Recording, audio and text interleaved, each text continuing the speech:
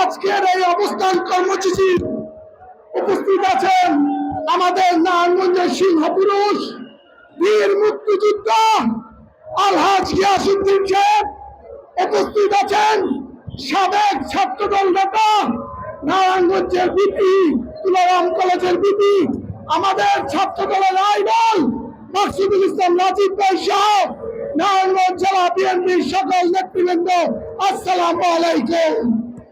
আপনাদেরকে বলতে চাই, আজকের এই অবস্থান কর্মসূচি এই স্বৈরাচারী শেখ হাসিনার বিরুদ্ধে অবস্থান নেওয়ার জন্য। আমরা কার বিরুদ্ধে অবস্থান নিচ্ছি? এই স্বৈরাচারী শেখ হাসিনা সাধারণ মানুষদেরকে যে হত্যা করেছে, ছাত্র দলের প্রত্যেকটা নেতা কর্মীকে খুন করেছে, বিএনপির নেতা আমাদের সবার প্রাণ প্রিয় ইলিয়াস আলীকে খুন করেছে, আমাদের এই নারায়ণগঞ্জের অনেক প্রাণ প্রিয় নেতা যাদেরকে এই স্বৈরাচারী শেখ হাসিনার সন্ত্রাস বাহিনী খুন করেছে, তাদের বিরুদ্ধে আমরা অবস্থান নিয়েছি।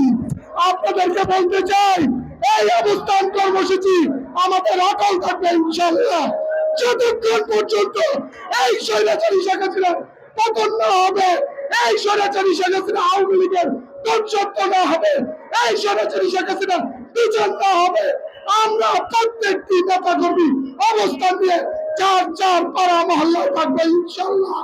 এই বলে আমার সংক্ষিপ্ত বক্তব্য শেষ করলাম। বাংলাদেশ জাতীয়বাদী দল বিএনপি জিন্দাবাদ, বাংলাদেশ জাতীয়বাদী যুব দল জিন্দাবাদ, আমাদের তরুণদের অহংকার তারেক রহমান জিন্দাবাদ, দেশ নেত্রী বেগম খালেদা জিয়া জিন্দাবাদ, শহীদ প্রেসিডেন্ট জিয়াউর রহমান জিন্দাবাদ।